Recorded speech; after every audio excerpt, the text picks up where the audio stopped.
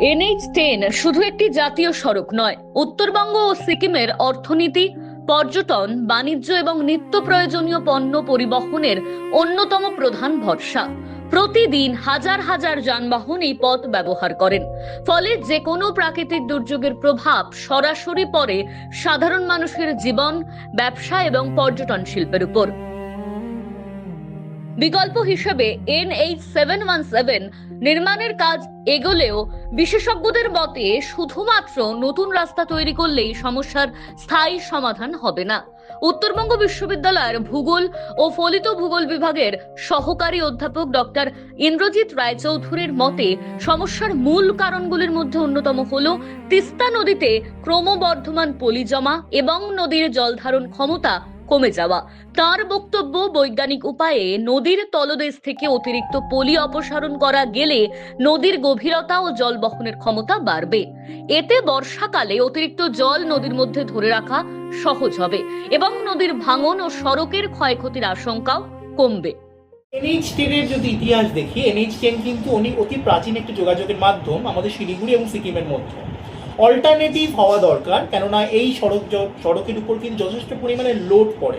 Everyday প্রায় কয়েকশো কেন বলো কয়েক হাজার গাড়ি, সেটা মানুষের পার্সোনাল ভেহিকেল হতে পারে, বিজনেস পারপাসে হতে পারে, ট্যুরিস্ট ভেহিকেল হতে পারে, তার পুরো লোড কিন্তু এই রাস্তার উপর পড়ছে। শুধু গাড়ির লোড নয়, আরও একটি বিষয় হচ্ছে রাস্তার দুধারে যদি দেখতে পাওয়া যায় প্রচুর কনস্ট্রাকশন, হোটেল থেকে শুরু করে 2 থেকে 3 স্টোরেজ বিল্ডিং থেকে শুরু করে অনেক কিছু রয়েছে। তার মানে কি, গাছ প্রচুর পরিমাণে কাটা হচ্ছে।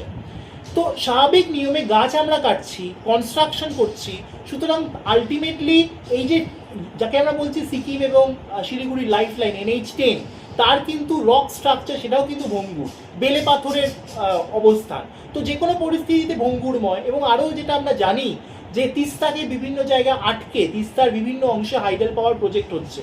হাইডেল পাওয়ার যেটা অবশ্যই আমাদের সভ্যতার বা সমাজের একটা সিভিলাইজেশনকে এগিয়ে নিয়ে যাওয়ার জন্য ভীষণ ভালো, কিন্তু আমরা কি দেখছি যে হাইডেল পাওয়ার হওয়ার পরে সেই জলরাশিকে আটকে রেখে বা নদীর প্রবাহ পথকে অবরুদ্ধ করলে যে পরিমাণ পলি সঞ্চয় হয় একটা নদীতে, আমরা যদি বাকি সময় তিস্তাকে দেখি, বর্ষাকাল বা দেখতে পাবো প্রচুর পরিমাণে পলি, হয়তো একটা ছোট অংশ দিয়ে তিস্তার জল প্রবাহিত হচ্ছে, কিন্তু বর্ষাকালে সেই রুদ্ররূপ। কেন? বৃষ্টির ইন্টেন্সিটি বাড়ছে, ফলত নদীর বহন ক্ষমতা কমছে এবং যথেষ্ট পরিমাণে জল তখন কি হচ্ছে, বহন ক্ষমতা কমে যাওয়ার জন্য দুকুল উপচে যাচ্ছে। এবং দুকুল মানে অবশ্যই NH10, যার জন্য আজকে NH10 কে দেখতে পাচ্ছি জলের তলায়।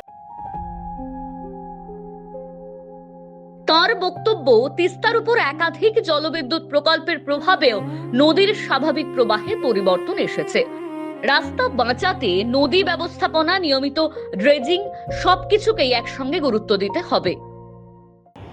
অল্টারনেটিভ যোগাযোগ ব্যবস্থা হওয়া দরকার, সড়ক পথ হওয়া দরকার, কিন্তু মনে রাখতে হবে তিস্তাকে প্রতি মুহূর্তে তার ড্রেজিং করা, তার সংস্কার করা, যে কোনো রকম পরিস্থিতিতে সেখানে বিল্ডিং কনস্ট্রাকশন করতে না দেওয়া, হোটেল কনস্ট্রাকশন করতে না দেওয়া, এবং যে স্লোপগুলো প্রচুর পরিমাণে স্টিপ স্লোপ, সেখানে নির্দিষ্ট পরিমাণে ইঞ্জিনিয়ারিং পদ্ধতিতে স্ট্রাকচারিং মেজারমেন্ট করা বা ব্যারিকেড দেওয়া, যাতে যে কোনো পরিস্থিতিতে ওই বিপুল পরিমাণে বোল্ডার বা যাকে আমরা বলি স্টোন উপর থেকে নিচে লাম্পিং উপায় না পড়া, আমার মনে হয় এগুলো করা দরকার। কাজেই প্রযুক্তিকে মাথায় রেখে মানুষই একমাত্র পারে কিন্তু এই NH10কে রক্ষা করতে।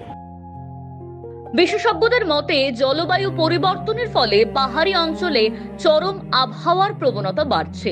তাই ভবিষ্যতের কথা মাথায় রেখে NH10 কে সুরক্ষিত রাখতে এখন থেকেই দীর্ঘমেয়াদী বৈজ্ঞানিক পরিকল্পনা গ্রহণ করা জরুরি। অন্যথায় উত্তরবঙ্গ ও সিকিমের এই গুরুত্বপূর্ণ লাইফলাইনের সংকট আরও গভীর হতে পারে। The wall bureau.